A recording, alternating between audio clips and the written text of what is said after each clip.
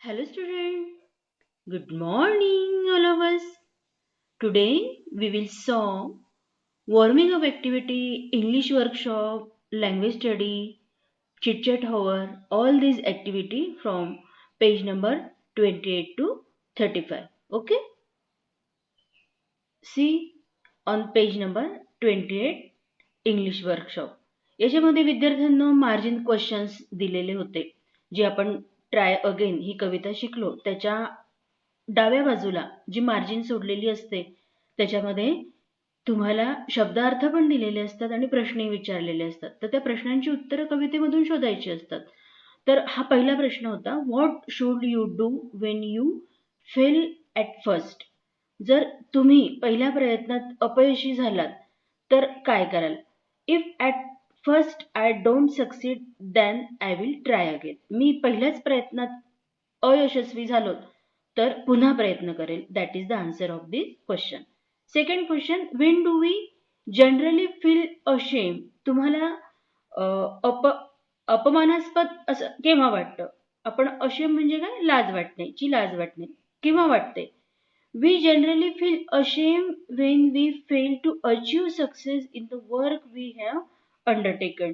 आम्ही जेव्हा एखादं काम करायला घेतो आणि ते काम चांगलं असताना सुद्धा त्याच्यामध्ये अपयश येतं, यश मिळत नाही.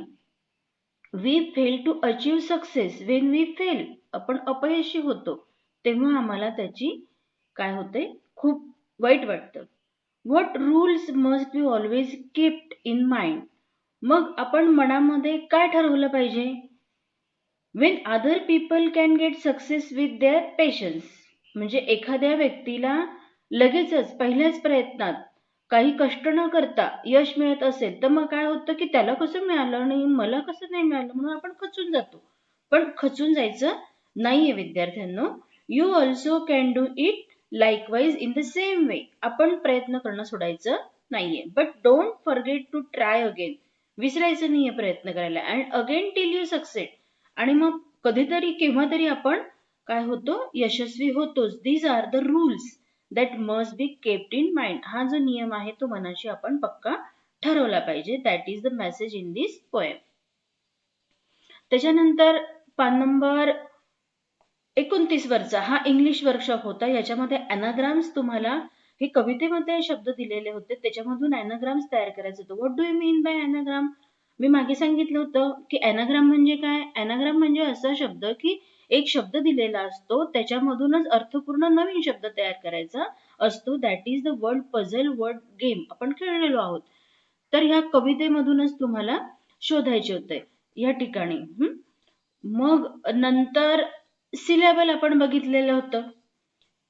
हा मी एक उदाहरण दिलेलं होतं, नेम अँड सिलेबल. तर what do you mean bye syllable? Syllable म्हणजे काय? A word can be broken up into units of pronunciation, each having one vowel sound with or without consonant sound and around it. म्हणजे काय की असा शब्दफोड म्हणतो आपण, शब्दवय असं त्याला आपण सिलेबलला म्हटलेलं होतं. जे मराठीमध्ये जे स्वर आहेत अ आ इ ई उ, हे जे स्वर आहे ते स्वर आणि व्यंजन असे मिश्रित शब्द असतो. मग एका शब्दाचा जर आपण फोड केली तर त्या फोड केल्यानंतर ज्या फोड केलेल्या भागामध्ये स्वर मिश्रित असतात तर त्या शब्दांमध्ये किती स्वर आलेले आहेत असे स्वर मिळून हा काय शब्दवय तयार होतो, त्याला आपण सिलेबल असं म्हणतो.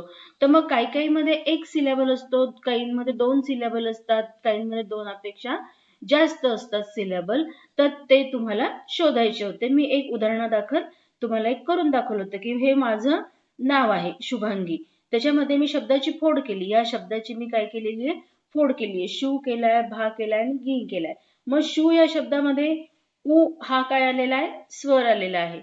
भा या शब्दामध्ये आ हा काय आलेला आहे? स्वर आलाय. गी या शब्दामध्ये ई हा काय आलेला आहे? स्वर आलेला आहे. म्हणजे माझ्या या नावामध्ये मी जर शब्दांची फोड तयार केली तर 3 सिलेबल मला याच्यामध्ये आढळून आलेले आहेत. तसंच तुम्हाला विद्यार्थिनींनो काय करायला सांगितलं होतं? ते सोडवायला सांगितले होते इंग्लिश वर्कशॉपमध्ये. 10 नावं जे तुमच्या मैत्रिणींची गोळा करायची आणि त्याची शब्दफोड करून किती सिलेबल आलेले आहेत ते लिहायचं होतं. त्याच्यानंतर हा जो 6वा प्रश्न आहे, पान नंबर 29 वरचा आहे. त्याच्यामध्ये most lines from the poem can serve as a truth or a proverb. Pick out 3 or 4 such lines. In these poems, there are various proverbs are contained. तर मग ही ज्या कोणते कोणते प्रोव्हर्ब्सचा अर्थ काय होतो विद्यार्थ्यांनो? सुविचार किंवा म्हण. तर मग अशा किती सुविचार ह्या कवितेमध्ये प्रोव्हर्ब्स आलेले आहेत ते तुम्हाला 3 ते 4 शोधून लिहायचे होते. If at first you don't succeed, try again. पहिल्या प्रयत्नात यश नाही मिळालं, पुन्हा प्रयत्न करा. If you preserve with a courage you will conquer. जर तुम्ही स्वतःवर विश्वास ठेवून आत्मीयतेने प्रयत्न केला, धैर्याने, तर तुम्ही विजयी व्हाल. कॉन्कर म्हणजे काय? विजय. करेज म्हणजे काय? धैर्य. प्रिझर्व म्हणजे काय? अतिशय शांतपणे, धैर्याने. Though after striving you do not win, it is disgrace. जर प्रयत्न करूनही अपयशी झाला तर तुम्हाला दुःख होतं, पण तसं होऊ द्यायचं नाहीये. Time will bring you your reward, so be patience. वेळेवर आपल्याला नक्कीच यश मिळतं, म्हणून आपण काय ठेवले पाहिजे? पेशन्स ठेवले पाहिजे. पेशन्स म्हणजे काय? सहनशीलता, सहन करण्याची शक्ती आपण वाढवली पाहिजे. ठीक आहे, हा 6वा प्रश्न आहे. त्याच्यानंतर that is the most important part of in every language, appreciation of the poem. यालाच मराठीमध्ये संदर्भासह स्पष्टीकरण असं म्हणतो. रसग्रहण, कवितेचं रसग्रहण असं म्हणतो. तर आपल्याला इंग्लिशमध्ये ॲप्रिसिएशन ऑफ द पोएम आपण हे सुरुवातीला शिकलेलो आहोत. विद्यार्थ्यांना ॲप्रिसिएशन ऑफ द पोएम मध्ये 7 जे आहे ते 7 पॉइंट्स असतात. हे 7 पॉइंट्सचे जे उत्तर जे आपण व्यवस्थित लिहिले तर परीक्षेमध्ये साधारणपणे 4 मार्कांना हा प्रश्न विचारला जातो आणि SSC बोर्डमध्ये हा 8 मार्कांना प्रश्न असतो विद्यार्थ्यांनो. त्याच्यामुळे ॲप्रिसिएशन ऑफ द पोएम हे 8वी पासून तुम्हाला शिकवायला सुरुवात केलेली आहे. ते तुम्ही व्यवस्थित आत्मसात करायचं आहे. बघा, पहिला पॉइंट काय आहे? टायटल ऑफ द पोएम, कवितेचं शीर्षक, हे ट्राय अगेन आहे. त्याच्यानंतर दुसरा पॉइंट काय आहे? पोएट, या कवितेचे कवी कोण आहे? तर W.E. हिक्सन. हे पाठच करून ठेवायचंय, कारण तिथे प्रश्नपत्रिकेमध्ये हे 2 अनसीन असतात, आपल्याला ते दिलेले नसतात, पण आपण ती अभ्यासलेली असते. म्हणून मग काय करायचं? वहीमध्ये एक चार्ट तयार करा आणि जेवढे तुम्हाला आता या शैक्षणिक वर्षामध्ये कविता अभ्यासाला आहेत तर त्या कवितेची नावं एका बाजूला लिहायची आणि दुसऱ्या बाजूला त्या कवितेचे कवी लिहायचे. म्हणजे तुम्हाला काय होतं विद्यार्थिनींना? अभ्यास करायला सोपं जातं. त्याच्यानंतर या कवितेमध्ये एकूण किती कडवे आलेले आहेत? 6 कडवे आलेले आहेत. 6 स्टांझा. स्टांझाचा अर्थ काय होतो? कडवे आलेले. त्याच्यानंतर प्रत्येक एका कडव्यामध्ये किती ओळी आहेत? तर 4 ओळी आहेत. 4 लाईन्स आहेत. त्याच्यानंतर रायमिंग स्कीम हा अतिशय महत्वाचा भाग आहे. तुम्हाला मी समजावून सांगितलेला होता की रायमिंग स्कीम कशी शोधायची आहे. तर याच्यामध्ये रायमिंग स्कीम कशी आलेली? ABAC, ABAB. तर पहिल्या ज्या ओळी असतात, आता 4 ओळी आलेल्या आहे. पहिल्या ओळीमध्ये समजा शब्द आलेला असेल राईट आणि दुसऱ्या ओळीमध्ये आलेला शब्द असेल फाईट. मग राईट आणि फाईट हा एकच सिनम झाला, म्हणून त्याला आपण A असं नाव दिलेलं होतं. त्याच्यानंतर B जो आहे तो पहिल्या वरच्या शब्दांशी राईम झालेला नाहीये, पण वेगळाच आहे. उदाहरणार्थ सो, बो. मग आता राईट फाईटशी आला का तो सारखा नाही आला, म्हणून मग आपण त्याला B असं दिलेलं होतं. अशा प्रकारे आपण शिकलेलो होतो.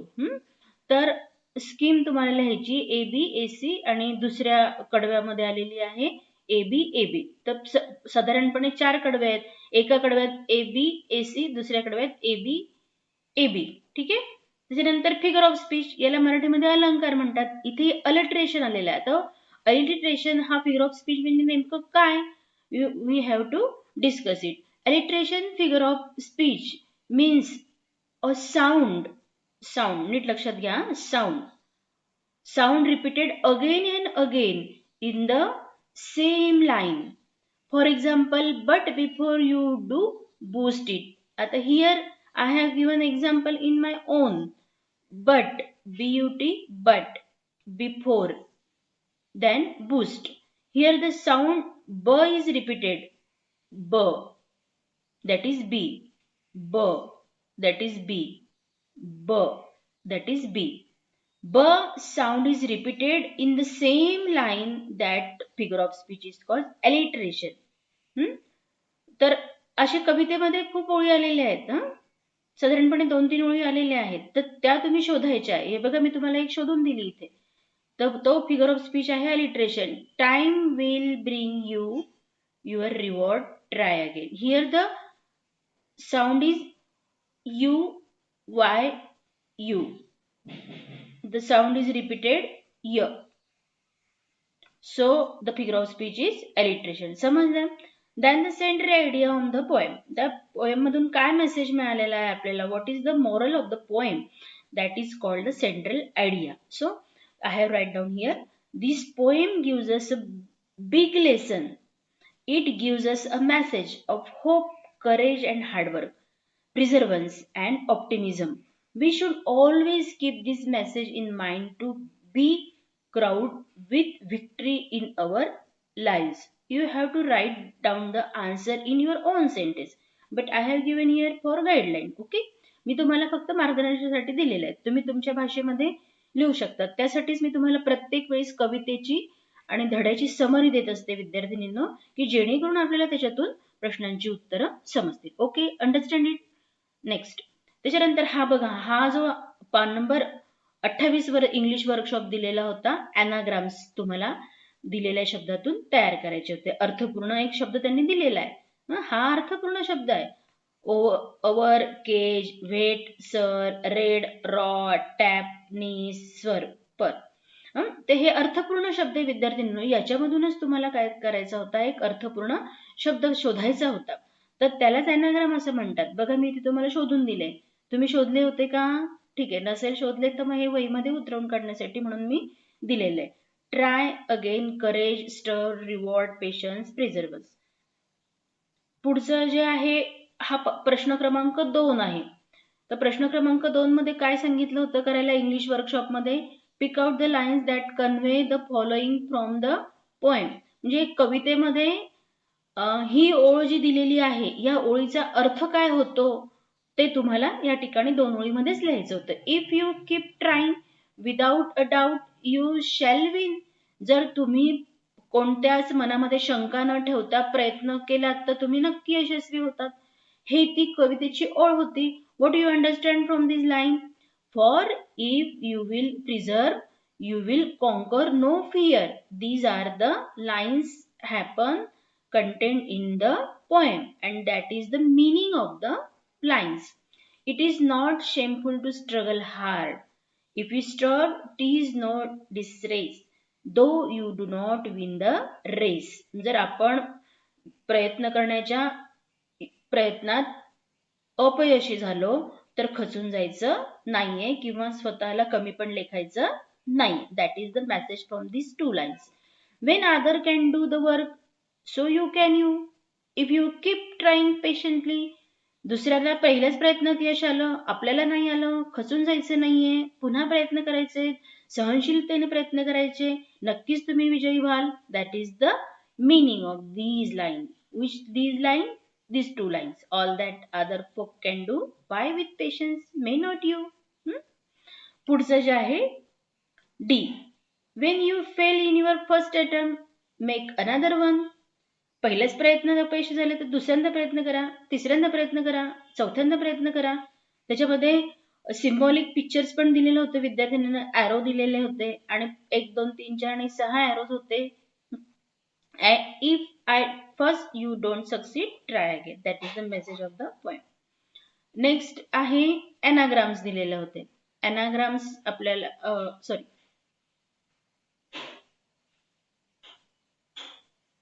succeed हे विरुद्धार्थी शब्द आहे. सक्सीडच्या विरुद्धार्थी फेल आलेला आहे. पनिशमेंटच्या विरुद्धार्थी रिवॉर्ड आलाय. करेजच्या विरुद्धार्थी फिअर आलेला आहे. स्टॉपच्या विरुद्धार्थी प्रिव्हिल आलाय आणि लूजच्या विरुद्धार्थी विन आलेला आहे. हे विरुद्धार्थी शब्द दिलेले आहेत.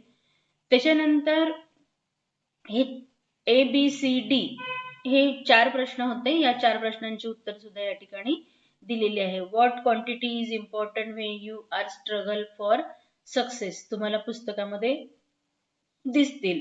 Right the answer of the following question in 1 or 2 lines. तर हे उत्तर त्या ठिकाणी मी तुम्हाला दिलेले आहे. PDF स्वरूपामध्ये पण देते की जेणेकरून तुम्हाला वहीमध्ये उतरवून काढणं किंवा त्याच्या प्रिंट काढणं सोपं जाणार आहे. ठीक आहे. मग ही जी ऍक्टिव्हिटी होती what a lesson to success, हे याच्यामध्ये तुम्हाला हे शब्द अशा स्वरूपामध्ये लिहायचे आहेत. म्हणजे असेच गोल करा, स्क्वेअर करा तरी पण चालणार आहे. आणि हा शब्द त्या ठिकाणी दिलेलं होतं. प्रयत्न करण्यासाठी काय काय गोष्टींची आवश्यकता आहे ते शब्द फक्त या ठिकाणी लिहायचे. There is no need to write down the lines. We have to write down the words only. That activity will be happen on 10th standard. You have to develop the develop in a paragraph with the help of these given words. अशा प्रकारची activity 10वीच्या बोर्डाच्या परीक्षेमध्ये येते. शब्द दिलेले असतात, त्याच्यावरून तुम्हाला पॅसेज तयार करायचा असतो.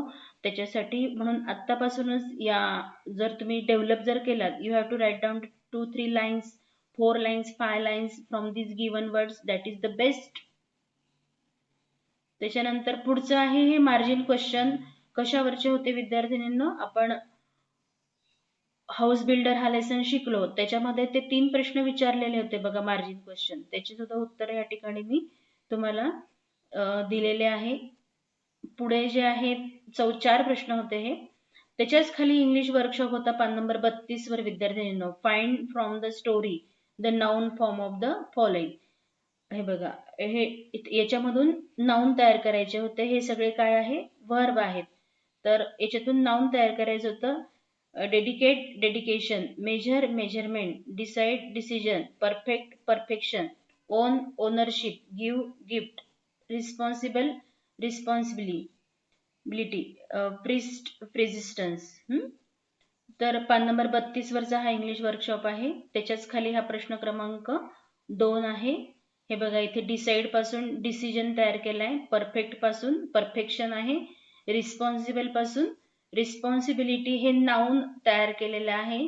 विद्यार्थिनींनो, आपण जे पार्ट ऑफ स्पीच जे शिकलेलो आहोत, तर ते जर तुम्ही लक्षपूर्वक काळजीपूर्वक अभ्यासले असणार तर तुम्हाला क्रियापदापासून क्रियाविशेषण तयार करणे, क्रियाविशेषण पासून वर्ब तयार करणे हे अतिशय सोपं जाणार आहे. म्हणून पार्ट ऑफ स्पीच पुन्हा एकदा वाचून घ्या, अभ्यास करा. That will be helpful to create a one word from next new word. आपण प्रिफिक्स आणि सफिक्स पण बघितलेले होते विद्यार्थ्यांनो. त्याच्यामधून पण आता या ठिकाणी काय लावलेले मी? सफिक्सेस लावलेले, प्रिफिक्सेस लावलेले. परफेक्ट हा आहे आणि त्याला TION हे काय लावलेलं आहे? सफिक्स लावलेला आहे. हे आपण शिकलेलो आहोत की नाही? मग सफिक्स आणि प्रिफिक्स लावून पार्ट ऑफ स्पीच च्या माध्यमातून आपण एका शब्दातून म्हणजे नवीन शब्द तयार करू शकतो. फ्रॉम वर्ब टू ऍडवर्ब तयार करू शकतो. नाउन, वर्ब पासून नाउन, कारण हे जे आहे हे वर्ब आहे, हे वर्ब आहे आणि हे क्रियापद आहे. त्याच्यापासून हे मी काय तयार केलं? हे नाउन आहे. मी नाउन कसं तयार केलं? अर्थात मी याला काय लावलेलं आहे? सफिक्स लावलेलं आहे.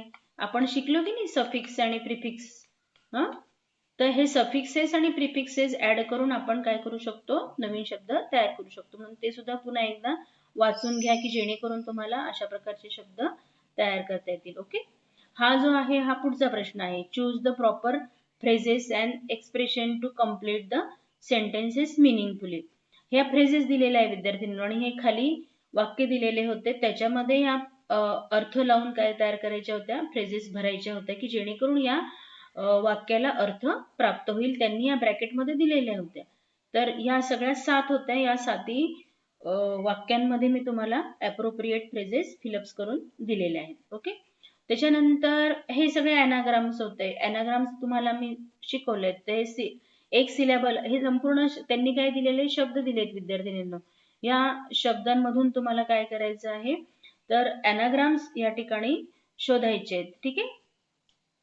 तर हे अनाग्राम्स जे आहे, सिलेबल हे शोधायचे आहेत. एक सिलेबल असलेला शब्द, 2 सिलेबल असलेला शब्द, 3 सिलेबल असलेला शब्द आणि 3पेक्षा जास्त सिलेबल असलेला शब्द, याचे असा चार्ट तयार करून हा शब्द उच्चार करायचा. उदाहरणार्थ स्टोरी. स्टोरी या शब्दात समजा मी आता हा स्टोरी शब्द इथे लिहिलाय बघा. पुन्हा एकदा समजावून सांगते तुम्हाला. स्टोरी हा एक शब्द आहे की नाही? मग याचा तुम्ही फोड केला. STO, STO, स्टो प्लस री, RY री, म्हणजे ओ शब्द आला इथे, ओ आला, ओ. री इथे काय आला, ई आला. तर किती व्हॉवेल्स आले याच्यामध्ये, ओ आणि ई दोन आलेले आहेत बघा. मग बघा या ठिकाणी त्यांनी 2 सिलेबल घेतले. येते लक्षात? तर अशा प्रकारे शब्दांची फोड करायची विद्यार्थिनींना. मी मुद्दाम तुम्हाला मराठीमध्ये सांगितलं होतं की आपण शब्दांचा उच्चार कसा करतो, त्या उच्चारावरून आपल्याला काय करता येतात, स्वर आणि व्यंजन वेगळी करता येतात. आणि ज्या पार्टमध्ये स्वर आलेले असतात, व्हॉवेल्स आलेले असतात. आता ओ हा काय आहे, स्वर आहे, व्हॉवेल आहे, म्हणून मग हा एक झाला आणि हा 2 झाला, म्हणून 2 आलाय. म्हणून इथे बघा 2 सिलेबिक मध्ये घेतले. असं प्रत्येक शब्द उच्चार करा आणि मग तुम्ही आयतच्या आयत असं लगेच उतरवू नका, कारण तुम्ही लक्षात घ्या. वर्क हा शब्द आहे, वर्क, वर्क, वर्क मी घेतला समजा, WORK, वर्क. व फक्त याची फोड केली, फोड करताच येत नाही, आपण एकच प्रोनाउन्सिएशन मध्ये म्हणतो वर्क. मग काय आला, व आला, ओ आला, म्हणजे ए हा काय झाला, एकच सिलेबल आलेला आहे, एकच स्वर आलेला आहे. या ठिकाणी बघा मी तुम्हाला या ठिकाणी सिलेबल पण काढून दिलेले, एक कोणते कोणते आलेले, हे वर्क, लिव मधला ई आलेला आहे. त्याच्यानंतर फुल हा शब्द एकच आपण श्वासामध्ये उच्चारतो की नाही, म्हणून उ आला आहे. डोअर मधला ओ, वे मधला ए, ग्रेट मधला आणि बोर्ड मधला एकच. ठीक आहे, हे उतरवून काढायचंय. त्याच्यानंतर हा नवीन भाग आहे विद्यार्थिनींनो. हा काय आहे, होमोफोन्स. होमोफोन्स मीन्स व्हॉट, शब्दांचा उच्चार सारखा, स्पेलिंग आणि अर्थ वेगळा, अशा शब्दांना काय म्हणतात, homophones. A word that pronounce the same sound but the spelling and meaning is different, that type of word is called homophones. Okay, तर होमोफोन्स हे बघा या ठिकाणी त्यांनी दिलेले होते, 10 शोधायला सांगितले होते. हे बघा, waste waist, new knew, lose loose, made maid, same pronunciation आलंय पण स्पेलिंग काय आहे, मेडचं वेगळं आहे आणि मेडचं वेगळं आहे. असेच मी अजून दिलेले आहेत इथे, right write, by bye, night knight, hair hare, no know, SON son, SUN sun, TO to, TOO too. तर अशा प्रकारे तुम्ही भरपूर लिस्ट करू शकतात विद्यार्थ्यांनो. तुम्हाला आठवत असेल मागच्या वर्षी आपण 100 शब्द विद्यार्थिनींनी निवडलेले होते आणि लिहिलेले होते. फळ्यावर एक एक विद्यार्थिनी यायची आणि लिहून जायची. तसे 100 शब्द आम्ही गोळा केलेले होते. तर तुम्ही पण वहीमध्ये, तुम्ही घरी आहात मग वहीमध्ये लिहून काढायचे ते शब्द. पुढचा जो आहे, select any 3 pairs of homophones. मग आता जे होमोफोन्स दिलेले आहेत त्याचा वाक्यात उपयोग करायचा आहे विद्यार्थ्यांनो. पेअर, पेअर जी होमोफोन्सची तयार केली ना, तर त्याचा वाक्यात उपयोग करा. बघा, it is a dark outside at night, बाहेर खूप अंधार आहे रात्री.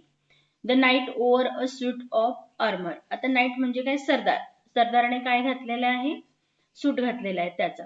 मग ह्या नाईटचा अर्थ काय, उच्चार सारखा झाला, नाईट अँड नाईट. मग उच्चार सारखे असलेले पण काय करायचे, वाक्यात उपयोग करायचा. हे 3 मी तुम्हाला इथे करून दाखवलेले. आणि हा चौथा, I know you are best. आता ह्या ठिकाणी know, why you say no, no म्हणजे नाही, टू हर टुडे, तू तिला आज नाही का म्हणालीस. I know you are best, मला माहिती आहे, नोचा अर्थ काय असणे, माहित असणे. तर I know you are best म्हणजे ह्या नोचा उच्चार आणि ह्या नोचा उच्चार कसा आलेला आहे, सेम आलेला आहे. But meaning and spelling is different, that type of word is called homophones. Okay, now you can understand it very well. Next, पुढचे जे आहे आपण काय करणार आहोत विद्यार्थिनींनो, 2.3 हा वॉर्मिंग अप ऍक्टिव्हिटी आहे. हे भारतीय सण आहेत, हे भारतीय सण आहेत संपूर्ण हे सगळे. तर ह्या भारतीय सणांना इंग्लिश नाव आहे, ते तुम्हाला भरायला सांगितलेलं होतं. हे मी त्या ठिकाणी भरून दिले आहे की जेणेकरून तुम्हाला कविता लवकरच समजणार आहे. मे फेब्रुवारी टू मे एप्रिल, म्हणजे फेब्रुवारीच्या मध्यान्हात ते एप्रिलच्या मध्यान्हापर्यंत वसंत ऋतू असतो, त्यालाच इंग्लिशमध्ये स्प्रिंग असं म्हटलेलं आहे. त्याच्यानंतर याचा मागे मी तुम्हाला ऋतू आणि कोणत्या याच्यामध्ये कोणते ऋतू येतात याचं एक छान व्हिडिओ क्लिप पाठवलेली होती विद्यार्थ्यांनो, ती मी जरूर बघा. एप्रिल आणि जूनच्या मध्यान्हात असलेला ग्रीष्म ऋतू आहे, त्याला आपण इंग्लिशमध्ये समर म्हणतो. त्याच्यानंतर जून आणि ऑगस्ट मध्ये असलेला वर्षा ऋतू, त्याला आपण पावसाळा म्हणतो. मराठीमध्ये इंग्लिशमध्ये मान्सून आणि रेनी सीझन म्हणतात. ऑगस्ट आणि ऑक्टोबरच्या मध्यान्हात असलेला शरद ऋतू आहे त्याला ऑटम असं म्हणतात. त्याच्यानंतर ऑक्टोबर ते डिसेंबरच्या दरम्यान असलेला हेमंत ऋतू आहे त्याला प्री विंटर असं म्हणतात. आणि डिसेंबर ते फेब्रुवारी दरम्यान असलेला शिशिर आहे त्याला विंटर असं म्हणतात. तर आता कोणता ऋतू सुरू आहे मग? ऑक्टोबर ते डिसेंबर हेमंत ऋतू आहे, प्री विंटर. म्हणजे हळूहळू थंडी काय होणार आहे? वाढणार आहे विद्यार्थिनींनो. तर हे सगळे भारतीय ऋतू आणि त्याला असलेले इंग्लिशमध्ये नाव हे वॉर्मिंग अप ऍक्टिव्हिटीमध्ये 2.3 मध्ये लिटिल रिव्हर या कवितेच्या अगोदर आपण शिकणार आहोत. कारण लिटल रिव्हर ही जी पोएम्स आहे रवींद्रनाथ टागोरांची ती आपल्याला पुढे शिकायची आहे. मग त्याच्या अगोदर आपण वॉर्मिंग अप ऍक्टिव्हिटी सोडून घेत असतो की तुम्हाला ऋतूंबद्दल किती माहिती आहे, कारण the contents in the poems is related to the season. Okay. त्याच्यानंतर match the weather with the season हे दिलेले आहे. Winter cold, monsoon rainy, spring pre winter cool, summer hot, autumn pleasant. अशा प्रकारे पान नंबर आपण 36 पर्यंत warming up activity, chitchat, hover, language study हे सगळं आपण अभ्यासलेलं आहे. नेक्स्ट व्हिडिओमध्ये आपण पाहणार आहोत the little river road by the poet Rabindranath Tagore. So still then stay home.